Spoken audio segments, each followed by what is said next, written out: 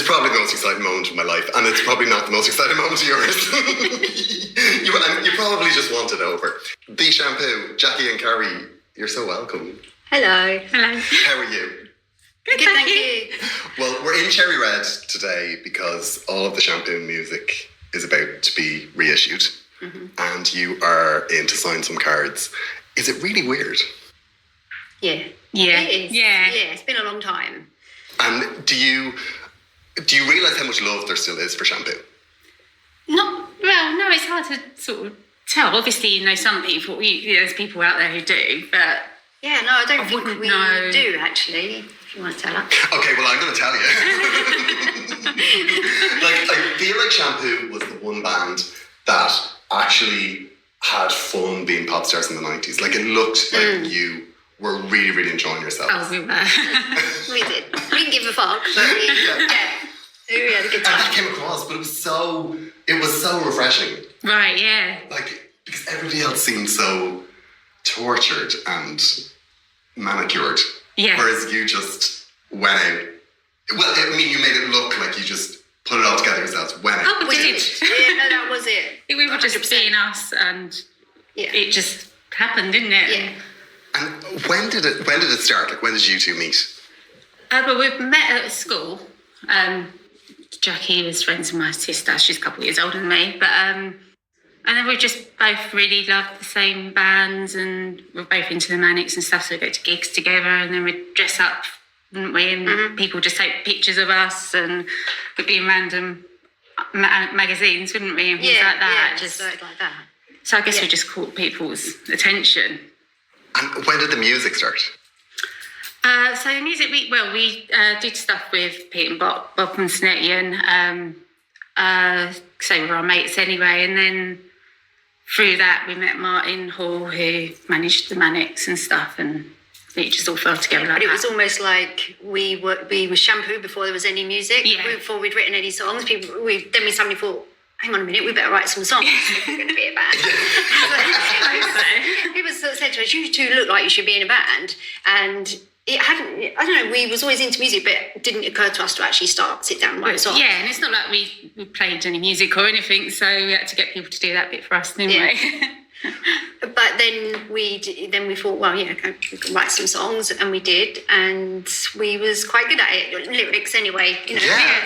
It was all right at it. I mean, the lyrics of all of the songs, they're just so smart. Like, it's so smart, so funny.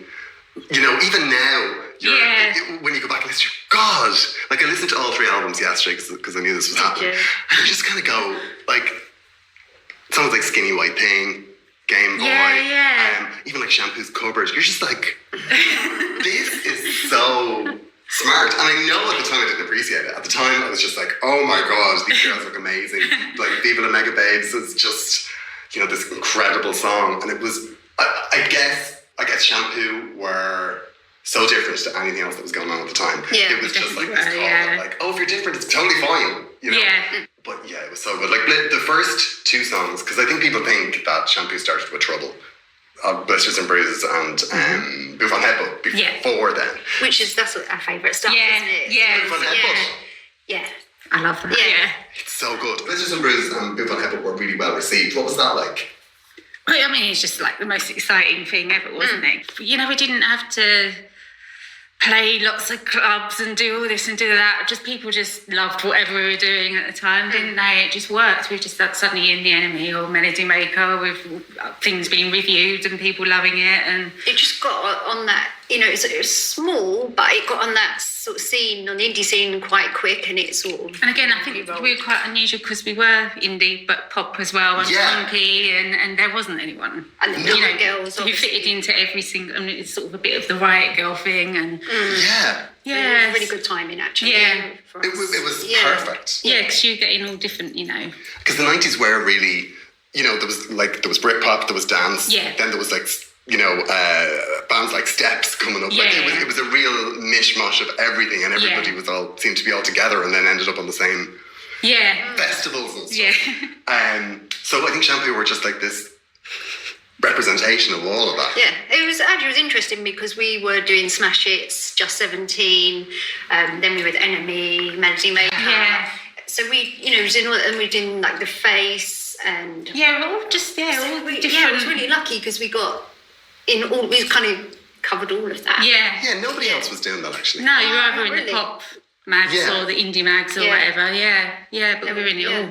Yeah, and we did some funny things like the Smash Hits Roadshow and the Just 17 tour. Yeah, That must have been incredible. It was mental. it was. Did you get into trouble a lot? Oh my God, Nick got chucked off, didn't we? We was always put on a warning because No, we were on a phone warning. I can't even remember what we did. Can you? kind of. Okay, Shannon, and it's not for the podcast. And when after Bouffon Headbutt, you were kind of like very cool on the indie scene, but it went kind of mainstream. You signed a new deal. How did that come about? So we got signed to Food. Yeah. Yeah. So how did that come about? Because Andy Ross really loved us, so it's him that signed us. Wasn't Yeah. And again, that was, because it had like Blur and things like that. It's still again the indie pop indie stuff, really. Yeah. But you must have felt it was stepping up a gear. Oh, definitely. Yeah. Did you, when you signed to Food, was the album done? Or were you still on making it? Gosh. No, they would have heard, I guess we would have recorded it. But then it was through EMI and stuff, when obviously it was all the artwork and stuff was decided. But they must have done, otherwise.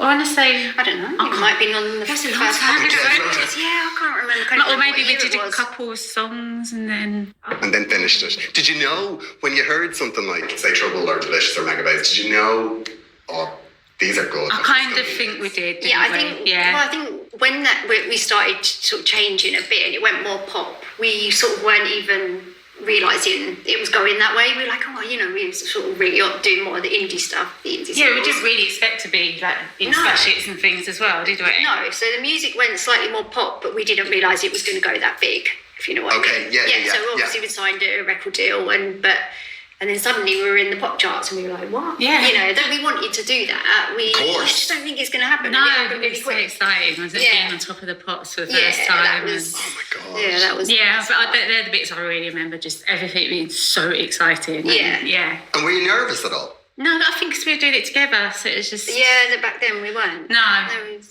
Wow. I think it was just all a big adventure, because, if I was on my own, it would have been absolutely terrifying, but... Like, we'd go and get the train together to top of the pops. So cool. And with the first record, do you have any favourites? The first album? Yeah. I guess, to me, it would have been... What it's called? Was it We Are Shampoo is the first one? Yeah. Right. I think probably because it was all so exciting then, and then the other ones you're more right. You got to get this done by so and so. And then you're kind of forced to hurry it all and stuff. And Did you song wise favourite song? Yeah. Actually, one song I really like. Excellent. I don't even know if it's on the first album. It's a B-side, yeah. Oh, it's a B-side, right. Okay. Oh, come here. Ask me anything you want to know about you. What songs are on the first album? The funny thing is, I could never really say Trouble's my favourite song. It never has been, but when you think you've performed it so many times, you've heard it so many times, if you still think it's a great pop song. Oh, it's a great pop song. Yeah. But it would never say it's my favourite. I think there's more to the first album than Trouble. Yes, definitely. I think there are so many songs that are proper junky singles on there that could have ran around. One of the minutiae I did want to ask was on We Are Shampoo, there was a sticker on the front saying what the singles were. And Dirty Old Love Song was originally slated to be a single, but it never came out. Do you know why it didn't come out? I remember everything. I remember nothing. How do you know? I never even I'm a real nerd. I'm a shampoo nerd. I'm Googling it right now. Do you know why it didn't come out or why? No, I probably. did not even know it said that on the sticker. I don't remember. No. I don't know. It's probably some... Maybe we just changed it. I wouldn't put that as a single, to be honest, would you? No, I wouldn't. No. It was smart. It was a very smart song. No, I do love all the lyrics and stuff. Yeah. Actually. I do like listen to, like you said, and skin whatever, and I think, oh wow, these were really good actually. They were really good. And it's also, I feel like with We Are Shampoo, there was no padding. You know, like it was like banger after banger after banger. And it was like, and if you didn't think something, like for example, Sado at the end, that's such an indie kind of trash music guitar song, you know? Yeah, completely different to Trouble, yeah. Yeah, and I feel like if you didn't like that song, well, that's just because that song's not for you. Yeah. Like, that's for the indie crowd. Yeah, exactly, yeah. Japan. Yes. Like after the first album, you were massive in Japan. Yeah. When did you know? Probably when that time. Yeah, when we were just out shopping. Well, I don't know if we're doing an interview as well, but we were because of a thing. Actually, and then we just got completely swarmed, but completely and utterly, and it was just like it was mental, wasn't it? It was just like it was in that famous street in Harajuku called Takashidori. A whole street was just there mad. Favourite shopping place, wasn't it? And everybody swarmed around us, and I remember with the sunglasses stands, or those sunglasses stands outside shops, like in Camden or wherever, they're all got knocked over. Wow. We were just like, yeah, it was all a bit crazy. Even tour manager. Yeah. It was just like, what? It just suddenly happened, like, overnight, really. So. Yeah, and we had to get locked in a shop. So we went into a shop and they locked all the doors. And wow. So crazy. So when that happened, were the record label like, okay, we need to put you over there and we need to... I guess so. I mean, Yeah, we went back a lot. Because there was a lot of extra releases over there. Yes. Yeah, it was definitely... It was more go there, be big pop star, come home and... Be a bit normal, Yeah. Yeah, so... Wow. And you did a tour out there? Yes, what we was did a that couple, like? didn't we? Absolutely, we loved it. Yeah, it was good fun. Yeah. Like, touring Japan is brilliant. Yeah, It's really weird. Why would you not love it? Yeah, exactly. There are all these, like... It's quite different, I think the audience, they sit down a lot. So it's a bit harder to play to them, really. But we had a really good You were kind of like the wild girls. Yeah. Oh, yes. I mean, that was the appeal. That was the appeal with the Japanese. They really liked. Yeah. And it was the look as well. Yeah, definitely, yeah. It was so... I feel like, particularly with that first album, the artworks and the styling and all of that stuff. When you say styling, there was no styling. That was just what we did it all ourselves. We never had a makeup artist. We refused to have no stylist, no makeup artist. We were just us. Turn up in our clothes. Because I feel like that stuff was so important. Like, I feel like that was the backbone of Shampoo. Yeah. But that was just, but it probably was so good because it was just us. We weren't being told what to, we got it because it was for ourselves rather than being told, right, you should wear that, you should do this, But did you, because you were so, I guess, instrumental in all of it, did you get pushback from the label or from management or? In what way, what do you mean? In the sense when you were saying, I'm wearing this, I'm only, I'm picking this, No, they left us alone. They just let us. No, never, ever. But it was probably cheaper, wasn't it? It was easier. So true. Saved them a lot of money. You were having a bit DIY, weren't we? Definitely. Yeah, no, they always left us to it, which was really nice. And then a couple of things that we did do would be like, I remember when we did the face again. Yes. And they had stylist, hair, makeup. We very rarely let people clothes, do it. And we were just like, oh God, we hate all that. We would never wear that, and we were. And when I look at it now, I still. Yeah, we don't even look like us, and I think they saw us as being awkward, but we wasn't being awkward. We were just being not used to it. We just weren't used to it. And I don't look like that normally. And most girl bands, I guess, are used to people coming in and dressing and doing everything. But we couldn't do that. We didn't like it. Weren't us. No. But I feel like there was nobody else pushing back because from the interviews I've done and fascinated where the stories that their stories are horrific, like of girl bands that never speak together. They had no control. Haven't spoken since. Absolutely traumatized from the whole thing, and yet you were probably younger than most of them. Yeah, we really are. And really in the driving seat. Yeah, we were, weren't we? But I think from when we were, even at school, when we were really young, we both knew what we liked and and we certainly knew what we didn't like. Yeah. That was my favourite thing about Shampoo. Everyone, they like nothing. And we wouldn't have anything to do. We wouldn't give it any time if we didn't like it. We weren't doing it. And I think a lot of time, maybe later we could like be seen as a pain in the arse because we didn't want to do this and the other. But we really stuck to it. Yeah. Because we didn't want anyone else writing our songs. We didn't want anyone else telling us what to wear, what to do in our videos, and we were just being ourselves, weren't we? Yeah. And we didn't want, But I think the big help was that we had Martin Hall, who obviously managed Manic Street Preachers, and he totally respected us for it, and never ever once.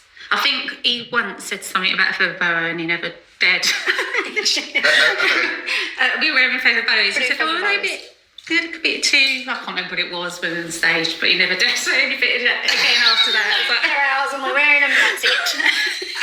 That's the only time. And he learned his lesson. He certainly did. The second album, Girl Power, right, which is, I mean, it's obviously the obvious question that we do have to ask about that, but that album was in existence before it came out in the UK. It was released in Japan first. Oh, I think Was it? Shampoo or nothing. Thank you for telling me that. Just a little fact about your life. Just throw it in there. That album was, making that album obviously was the follow-up. What was that like? Was that the pressure one? Oh, it was a bit more, wasn't it? I think because you're always doing it while you're doing promotion and and time limit on things and things like Don't Call Me Baby. We were only told a day or two before they wanted us to. I remember we were in Japan, and so Con was doing music and we were like doing all the lyrics, and we had to sort of like. Really, I don't remember that. We might have even recorded it over there. I can't remember. We did. We recorded one song over there, which was that Japanese one. Yeah. Yeah. But I don't know about Don't Call Me Babe, but maybe we just practicing it now. So maybe. I can't remember, yeah. So because that was the one that was in the barbed wire film. Yeah. It's great. I love that song. I like that song as well. Yeah. It's so good. That second album is as strong. It's as strong as the first one. Like the lyrics are just. Yeah. The lyrics are so good. When Girl Power came out in the UK, like that is such a brilliant song. But it didn't chart as well as the other ones. Yeah. Was there when something like that happens, do you go into like a panic? I didn't remember particularly. No. I can't imagine Shampoo I panic don't really care, to be honest. It's probably in Japan, just going, yeah, whatever. Yeah, we're just going to make loads of money. It's totally fine. Oh, my things not good in the UK. Oh, wow. I'll go back and I'll go first class for the whole thing. Yeah, it's true. So, obviously, the thing that happened was the Spice Girls. Yes. That must have been, I mean, as a Shampoo fan, it's so funny because I've done, like, I've done interviews before, like, and I remember being on an interview where the Spice Girls just went into a reunion tour, and they asked me at the interview, "Are you excited about the Spice Girls?" I was like, "Am I what?" I'll tell you how excited I am about the Spice Girls. And I went into this tirade, and they were just like, Wow. "What have we done?" But you must have been so pissed off. Do you know what? About that. We weren't. Everyone else sort of went. Took it for what it was. We were just like, well, yeah, I mean, it was. Yeah, but okay, yes, we did do it first, but I guess we just took it for what it was. But my nan went absolutely mental.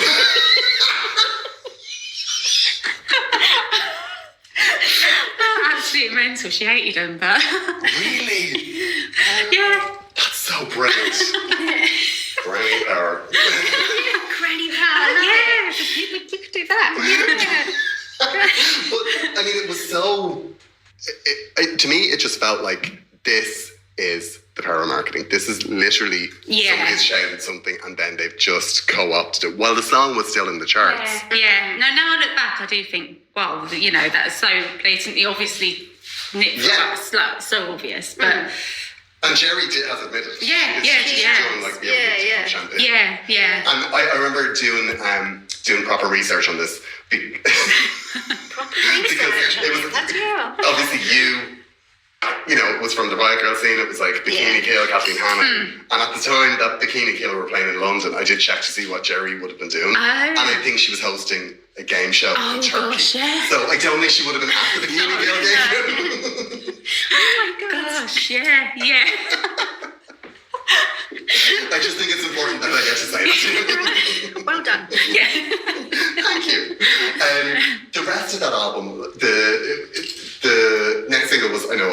which that was on the original cassette that you gave to your producers, I think. Oh, was it? Saying this sort of music. Really, because we used to, As in, because we liked it, yeah. As in, it was on like a playlist by that you gave. Yeah. Do you know this stuff? Guys can tell what's in your kitchen cupboards next. Drinking shop, second shop. Oh, God, he's right. Come across very creepy. That was like the second album seemed to have more of a budget as well, like the CGI videos and stuff like that. Was that really exciting? Doing all of that stuff, or were you just pissed off? We were a bit more comfortable with the more. Yeah, I guess we'd done it a bit, but actually, just thinking back to remember the Girl Power video, that was fun, wasn't it? Yeah. No, it was actually, yeah. It's just. Yeah. Were you fed up? I suppose it was really full on at that time because we were going backwards and forwards to Japan, which, we loved all that, but it was really full on. Yeah, it was really non-stop, wasn't Shampoo was a very short space of time. Yeah.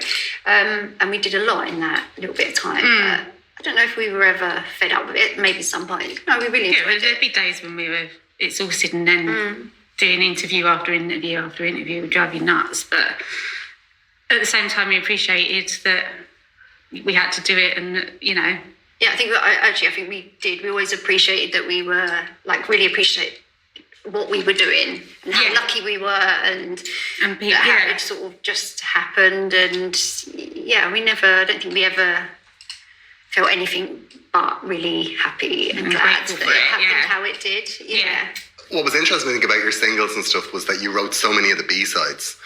At the time in the 90s, if there was a pop act, you got the track and you got another version 4 mixes that producers had done. Yeah. But you were in on the ground the whole time doing all of that stuff. Like, you're right, it was a lot of content in a very short space of time. Yeah. I think that did happen on later 12 inches and stuff. A few remixes. Yeah, a few remixes. Again, which wasn't particularly our decision, was it? No, but it was time. But I do remember that was one of our favourite things, to write those really short 3-minute pop songs. Yeah. Like really punchy. That still now is my favourite stuff. Like really shoot sharp. Yeah. Even that song, I always think it's so funny where there's a guitar solo in the middle of it and then one of you just says, "This is the boring bit." What's it called? Out of Control. Oh gosh. Okay. So good. I love all those. Yeah. There's such an amazing catalogue of Shampoo stuff. Post EMI, when it ended with them, did you walk away, or how did it end, or was it a drop? Did they drop, or? It was all a bit funny. I can't remember exactly what happened, but originally we were doing the album with them, and then it was something to do with the producer, wasn't it? Someone paid the producer before. We was only rough tapes, and someone paid him the money, and then he decided not to do it anymore. But someone at EMI had given them money. Yeah. So they were like, "Well, we can't possibly afford to re-record it," so we just went off and did it ourselves, didn't we? Because someone just mucked it up. So we were originally going to do it with them. Yeah, someone paid him when it was just the rough. Okay. Yeah, before we'd actually. Yeah, so we'd gone in and started the lyrics and stuff, but it was only And he got paid and then just decided he wasn't going to do it. Yeah. So he'd done. He paid to do his job. To do it because he got the money. Yeah. So it was a big muck up, really. That must have been devastating. We didn't take too much to heart, really, did we? And it wasn't going the way we wanted, I guess, anyway. So we kind of just cut our losses at that point. Yeah. It is what it is. The third album is a fascinating album. It's fascinating for loads of reasons. One, you did it yourself. Yeah. And I think you were certainly the first band I remember. People didn't do it then, did they? To just set up a website and sell it online. Like, if you have a copy of that album, there's no barcode on it. So it wasn't charitable. You just literally sold it to your fans. Yeah. That must have been really empowering. Like, did you sell loads of copies of it? Yeah. It was, I guess, we really thought, this is the way to do it, but it was really daunting, as in, of course. It was too early on. Yeah, no, like you said, no one else had done it, so these days it would be a different quite normal for people to, do their own records, but Yeah, I mean, but it was so pioneering at the time. I mean, it could have really worked, but I mean, it didn't go massive, did it? But yeah. I think it's important that people know that. Like, I do think it's important that, like, you know, two women in their 20s, we're just like, this is what we're going to do, and it hasn't been done before. And No, I suppose looking back on it was a brave thing. Yeah, I hadn't looked at it in that way, but yeah, it was quite a brave thing to do, yeah. Because the record, like, even the sound-wise, it changed. Like, it's very, very different, but it is Shampoo. It's such a great progression. The lyrics are just, so smart. Like, it's so brilliant. But the music, a lot of the music is really beautiful. Like, I mean, there's really lovely stuff. There are some good songs on it, yeah. Was it fun to make that album? I think we still had quite good fun doing that, didn't we? Yeah, it was different. Yeah, and it was good it being different as well. Sort of not just doing the same old thing over and over, and not doing what everyone wants all the time. I felt like I remember sitting down writing the songs together like we always did. We always be in one of our bedrooms. And I think I suppose we felt more, I think we had a bit more time and we could just get on with it together. Just have a laugh and Yeah. Nice. There is that real, actually, St. Eddie feel from it. Like, some of the guitars and the piano solos are just so gorgeous. Yeah. But you still maintained that, like, there's no fuzzy guitars. Yeah. There's no double tracking on it. Like, it's your vocals, like, it's, like, really clear. Yeah. It's a great album. Like, it was such a great progression. When that was done, what happened with Shampoo? Did you decide? I don't think there was really a decision. No. We just kind of... We never went, I don't want to do it anymore. Or there was that, is there going to be a future? Didn't even think about it. Just what happened in life happened in life. And so it was no... Or do you think we should... We didn't even take a break or anything, did we? We just kind of ended up just doing it less and... But there's no... No, we just got on with life, really. Yeah. Okay. It's amazing that you're still obviously such good friends and actually can talk about it without being, like, traumatised or this did not go well. It's such a lovely, I think, important thing. Yeah, you know? Definitely. I think that's the proudest I've been of Shampoo is the fact that we're never fallen out. No. We're still best friends, you know. We've never had to do anything separate. We've never had to be in separate rooms. We've never had to, like, record things separately. We always shared a hotel room all the way around the world, wherever we were. Yeah. They always said, do you want separate rooms? Right? No. You know, so, we never had that. No. Some people never felt. And after it, you know, when it becomes just a thing in your past, like, what did you do afterwards? Like, when you get on with life, have you had other jobs since, or have you... Well done. Families. Well done. Write the songs is the lesson here. Exactly. I mean, obviously, you look exactly the same. That's not me. No, it's not. You just look absolutely incredible. There must be people that your kids' teachers, or when you're going to the bank or something, people go, "You're Shampoo." What is? I guess at the school. Yeah, they did all find. Yeah. You get one kid who finds out, and then everyone knows. Yeah, all the parents, all the teachers, and everybody's looking me up on YouTube. Yes, yeah. What happens when you said that kid said to you about, we watched you on YouTube and you swore? Oh, yeah. So the kids are really little at the time. I was taking them to Scouts, and there was a woman, she was talking to me outside the car door opened, the kid went, "Jackie, we looked you up on YouTube and you said," I can't remember if he said the F word, or said, and his mum went, "Christopher, get back in the car." And she didn't even say it. She didn't say, yeah, we heard it. And, she didn't say anything. Oh, God.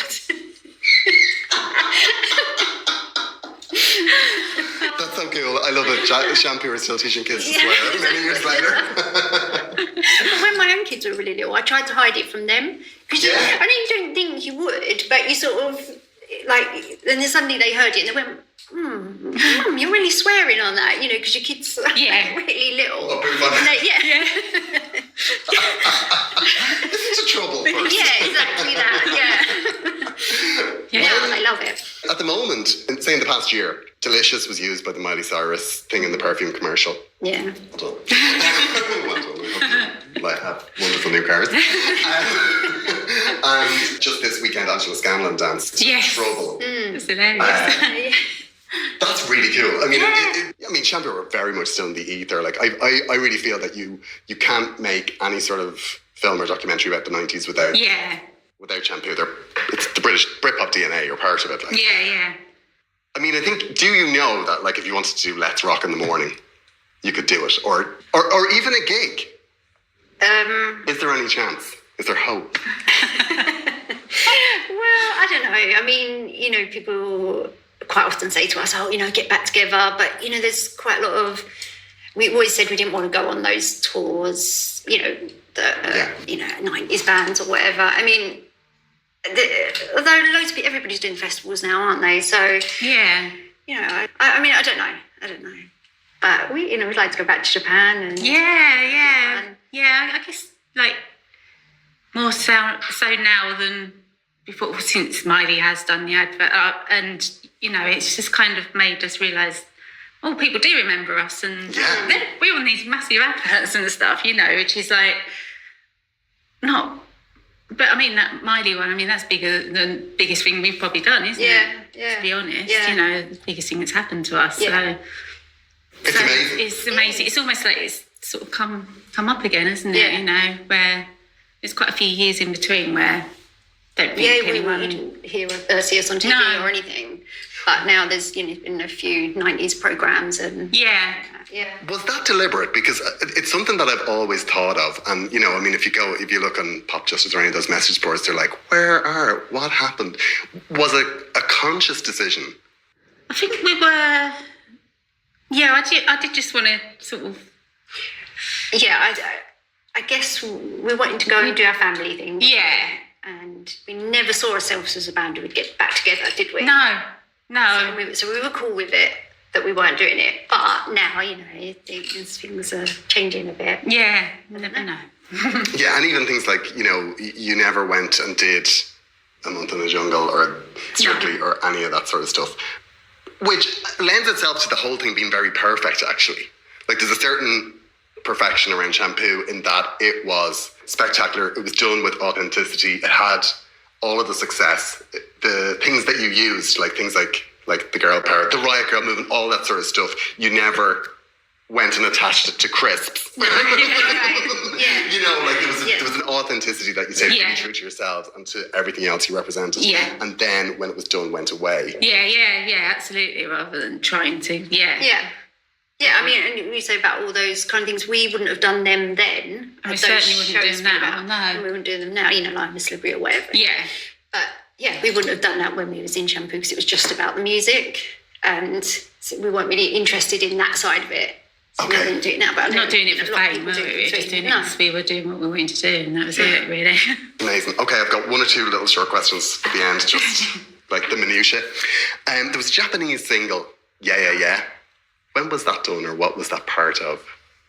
Well, we was in Japan at the time, weren't we? Yeah. Was it beer? Was it? Oh, it might have Japanese been. beer. Yeah. There's so many things you do in Japan that because, you know, language barrier and because you don't live there, you never hear or see what actually it was or the result were, and that was one of them. I don't know if there was an advert or I think just it was a single. Why would we have just done... It was like a little 3-inch single that was available. Yeah. And we didn't write it. No. Oh, okay. No. Yeah. It was, you know, it was given to us. So So that's which is weird because, I mean, we obviously did have to do that, I guess. I can't imagine us. But There was absolutely I don't remember that much about it, to be honest. because it was so rare for you to do something that you didn't write, unless it was a straight up we cover. did it. Yeah. No, that was the only one, wasn't it? Yeah. The mystery shampoo. It's totally fine. These questions are not supposed to be answered. There was a rumour that you recorded Fight for Your Right to Party for a compilation, but it never materialised on... I don't remember recording it. We definitely did it on tour. Yeah. Oh, So always do it live. Yeah, it's always, She used to wear us out, didn't it? So we used to bounce up and down. Yeah. I used to hate that one coming up. Yeah. Oh my God. Killed you. Yeah, so we always did it live. Unless it was recorded, us singing, you know, at a gig, perhaps. But I don't. No, because I think it came up recently when we were trying to remember, and no. All I'm saying is you can record it now and it would sell. There was... Oh my God, this was the most perfect moment. I feel like I just needed to honour you for this. Oh no, what was it? The interview with Caitlin Moran, where you went to Paris and trashed the hotel. No, we didn't. None of that happened. They made it up. That was. I think it was probably the only time in my, as a little gay teenager that I actually went and bought Melody Maker. It was Melody Maker. Yeah, it was. Yeah. Oh my god, that was. I must say, I did read that the other day, I was rolling out. It was so funny. Even just the bits before it, we were like refusing to have a drink and stuff. Really? Yeah, she's trying to just being a pain in the arse at the airport with Gillian and stuff. Just like my friend is like, oh my god, that was just so us. It was just so amazing. Like what was there after that came out? Was the phone ringing off the hook with people giving out to you, or? Well, we were meant to move into the flat together, weren't we? Oh, we lost that, and the person read it and was like, right, you're not moving into my flat, so we lost that. We lost the flat, Oh my god. Yes. Yeah, Shepherd's Bush, wasn't it? Yeah. Oh my god. Yeah. And did your man? Because I'm trying to remember, was that just when Viva La Mega Babes was coming out, or? I think it was actually. I think it was meant to be a normal article for that. It's the most mental weekend ever, wasn't it? Oh, it's brilliant though. Yeah, it was brilliant. So, have you spoken to Caitlin Moran since? We probably did a long time ago, but not for many years. Yeah. She's funny as fuck. Yeah. Oh, I would say most of it was her fault. Oh yeah, totally. Really? She definitely encouraged us. Yeah. Brilliant. Yeah, she knew what she was doing. It was just so good. Like, and every line, like, 'cause even when I read interviews now, like, you said to interviewers, it's just. It was so You'll funny. have to dig it out, Jackie. It's funny. Yeah. It was just like, don't know. All the time. It was just like, don't know, yeah, they're boring. What's it like being upstairs bored? Would you like it in the studio? No. It's boring. Look at Tara there. It's just like black water.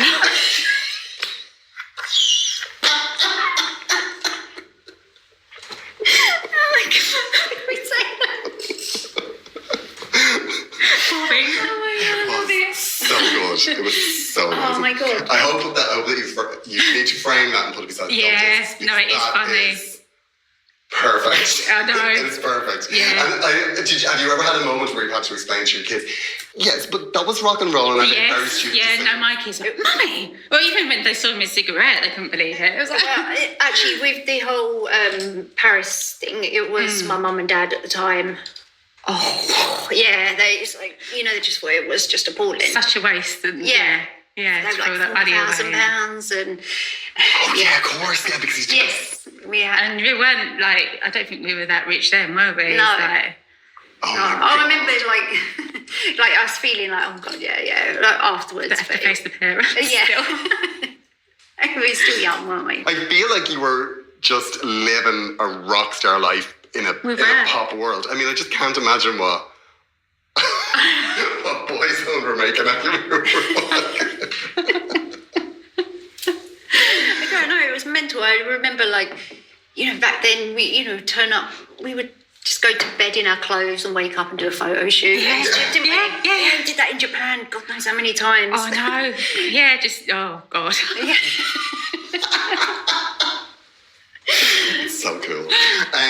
Now, with the Cherry Red reissues, what can we expect? Is there anything in the vaults? Don't think there is there? No. I think there's a couple of things. Please just say to know. Don't know. You'll have to find that out. Yeah. You're not surprised you don't know. Okay, thank you so much for doing this. No, thank you. Yeah, thanks. Are incredible.